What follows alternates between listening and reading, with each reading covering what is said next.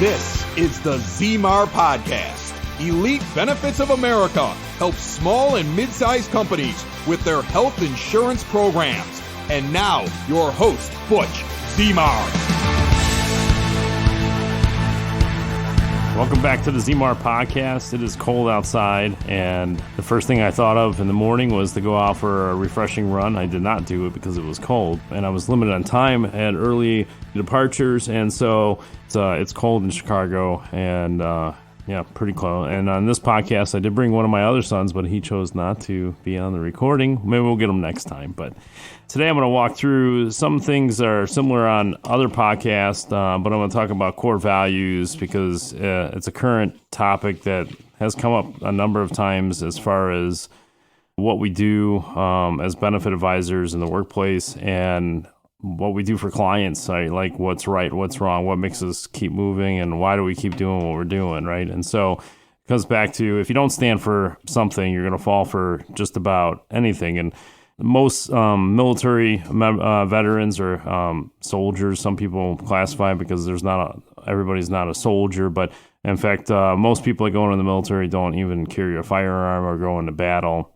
But they instill these core values, at least, I'm speaking from the Navy perspective, but all branches have a backbone, if you will, on how they make decisions, especially out in battle or in war or when leadership's not there to make those decisions. But there's obviously a lot of cliches or things that, some people look at the Marines and they think one thing and the Army and another. And obviously the Navy is definitely known for the drunken sailor, but I just say it's slang for those who work hard and play hard. But they also joke that if they didn't invent beer, the Navy would take over the whole world. But obviously, the Navy was there for changing things in history, and they didn't know at the time, but they had to make decisions. Everybody knows about the Battle of Midway. That was a turning point based on decisions. There was literally no playbook for it. Like they couldn't pull out a manual and say, okay, in this certain situation, this is how react. The problem in the workplace when it comes to benefit advisors, we keep hearing the same stuff over and over, especially for renewals and the medical and the benefits, how much premiums are going up. And eventually, when we hear the same story year after year, the industry teaches their clients how to purchase. I guess most industries can be like it, but it just seems like it's like it just keeps coming up over and over again. It must be true if you keep hearing it, right? Every year it comes to be the same thing, and the same reaction occurs. But it's almost like the playbook that's been there for generations, and all of a sudden it's still there. The Navy instilled these core values, and I want to walk through that, and I'm going to share a story where some of the core values came in, and then I'll get to the benefit side of things. But I've shared the story on a podcast. It's one of my battle stories, if you will. But we were in the Persian Gulf on a deployment. I was an aircraft carrier. We had issues on a military aircraft. We had 7 out of 8 airplanes down. There was a lot of tension building up in the Middle East. This is leading into 9/11. So there was a lot of pressure, even coming from the Fleet Admiral. And speaking of the Battle of Midway, and so the Fleet Admiral was pretty equivalent to Admiral Nimitz in that movie, The Pearl Harbor. He was in charge of the Pacific or at least that region. And so the same thing over in the Persian Gulf in the Middle East. There's a admiral that's out there, and we were getting pressure. I never met them, but definitely pressure that was pushing down. So the Navy definitely tried to make time and money investments into assisting to get these planes up. They hired people to send them out in the middle of the ocean. They couldn't figure out. There was a lot of the checks and balances that were actually checking through, but they still couldn't solve it. We were having boxes that were failing on an aircraft, and then it would repeat it. We'd go solve a problem, and then it would change that problem to something else. And it was kind of like just chasing a mouse that kept moving, and it's pretty exhausting over a period of time. Obviously, we never gave up. We just kept moving, and we kept assembling as a team, and we kept working and moving through stuff and trying to make just good decisions and seeing where we go, and it kept going. So at some point, though, we actually literally took the manufacturer's publication and threw it in the closet and literally locked the door. I mean, and we did that just so that we couldn't go back and reference it. We had to start from scratch. Everything we were doing just wasn't wasn't working anymore. And in the benefits world, right? So the CFOs and the employers and HR managers, it's pretty much the same thing, right? We're doing the same thing over and over again. Some of the results might change, but we're right back to another problem. And we can't, in my case, when I was on an aircraft carrier, couldn't get the planes back up in the air. You can't have employee retention or hire new competent employees for your company to become profitable. You're stuck in the same boat. You just can't take off. And so how do you change that, right?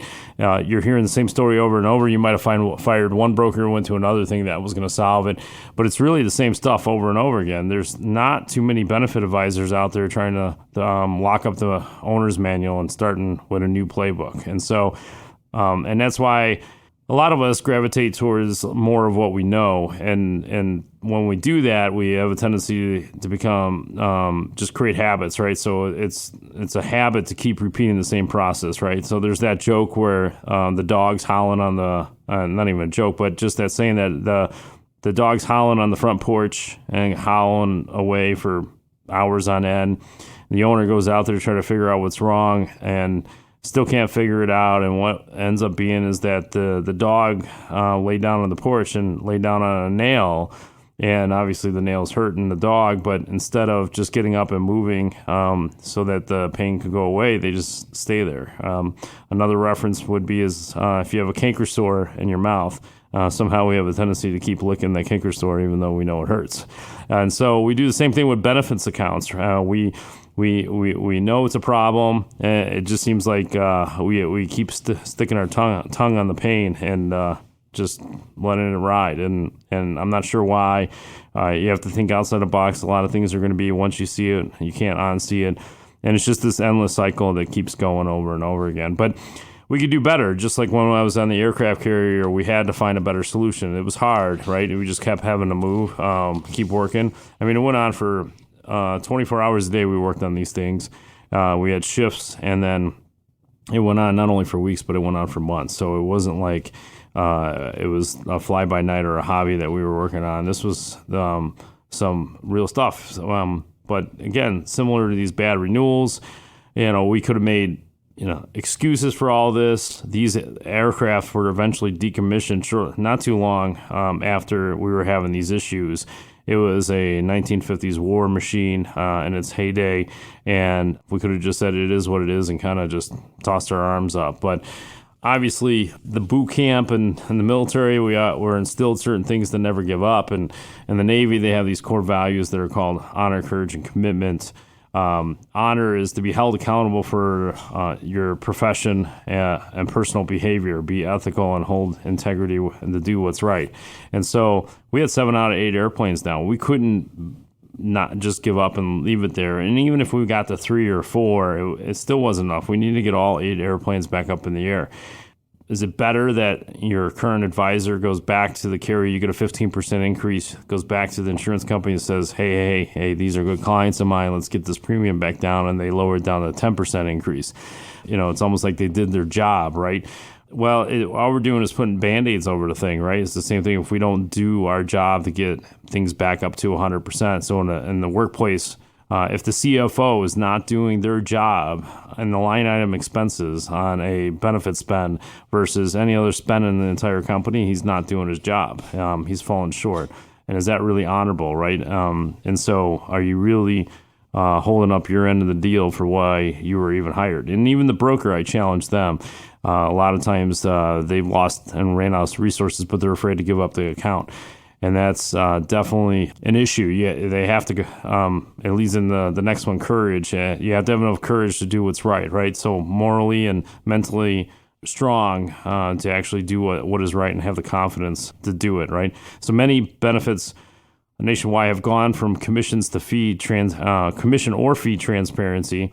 And in some cases, even implemented, or some states have implemented an ethics class to try to do this, and even the federal government got involved, and now we have to disclose commissions that are over $1,000, and this has helped. But the problem is that some insurance brokers, if they know there's a loophole and there's an avenue to actually collect revenue or income from a source, and they know they can get away with non-disclosing it. The problem is that there's a lot of them out there that will. Do they have the courage to tell you that they're making a $200,000 bonus on your account because they get found a way to hide it? And this is nothing new. This has been going on for years. It's one reason why this act came into place. But I tell you, just give it a little bit more time. Some of the regional insurance agencies have already found loopholes around it, and then I'm sure the national brokerages are going to figure out bigger ways to hide it because they just don't want people to know what they're making, right? Including their own clients. If you knew that part of your premiums, you were writing a check to these agencies for $50,000 or $100,000 a year, what would that, what if you were writing the check, right? Like, would you hold them more accountable? Is there more expectations that would be had? Like, what would come out of this? And you need to do that now. So even if it's just built into the premiums and you're getting paid a commissions, you still got to figure out what you're getting for it. Hey gang, ever wonder what it's like to be a small business owner? It's confusing. Weird expenses coming out of nowhere. And when you throw in health insurance, forget it. Nobody understands how that works. If you own a business, big or small, it's one of the biggest expenses you have all year long. And yet, we all wait until open enrollment at the end of the year, and then we think to ourselves, next year I'll get a jump on it. And then it's another year of paying way too much. If you're a business owner, big or small, HR representative that wants to impress the boss, give Butch Zemar of Elite Benefits of America a call. Save yourself or your boss thousands or even tens of thousands of dollars a year. Reach out to Butch right now, 708-535-3006, or shoot him an email, butch@elitebenefits.net. And be sure to check out the Zemar podcast. Don't wait till the last minute. Put Butch Zemar to work for you now. So the last one is commitment, and this goes beyond one person. This is commitment to all others, something bigger than you and one person. And so it's the same thing with benefit shops and brokerages all over the country, right? And so they're making decisions a lot of times solely for themselves. I'm not saying all of them do it, but it's just something to look at. But there's a lot of other ones out there joined together as a team or even as an industry to try to improve the quality of work that is at play. And so there's organizations that form mastermind groups, and sure, there's some money. It's a money generator for somebody out there. But in the end, they're getting better. They're finding out ways to help employers and move them to a different spot.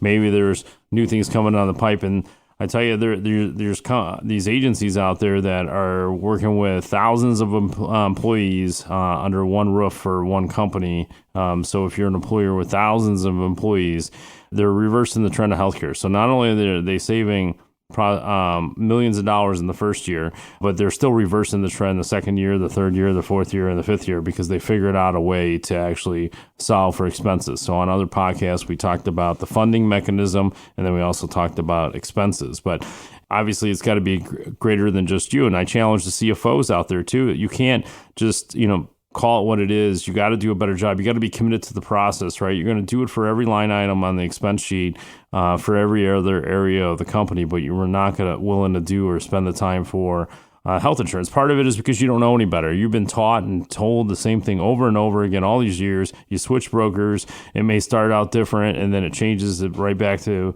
what it was. You're not hearing anything new. You're not trying anything new. And if you do, there's some fear involved, and there's no follow-up with it. And then the following year or 2 years later, you just toss up your hands and say it didn't work. We had to go back to the other way. Well, there's a whole process involved. It could take years to get it on track. And you just have to be patient and willing and understand the process and actually go through step by step with someone that actually is using different tools and resources than most of the other insurance brokers out there. And so we're just trying to do our job as professionals, and you as the employer have to do your portion too. And so committing to better results and never giving up is definitely something to look at. And I think the core values made me a better advisor as time goes on, doing the right thing, keeping it ethical. If there's certain opportunities that come into play, regardless of what commissions are, if it's better for the client, we're making those decisions, right? And so there's a lot of other ones out there that are not. And it's not just always money, it's just about doing the right thing versus just trying to take a broker of record change just to try to win the business, right? So there's a lot of things at play. You should have your core values as an employer. With your employees, you should have core values with the vendors that you use, including insurance brokers, and the broker that you pick ultimately in the end has to have their own core values.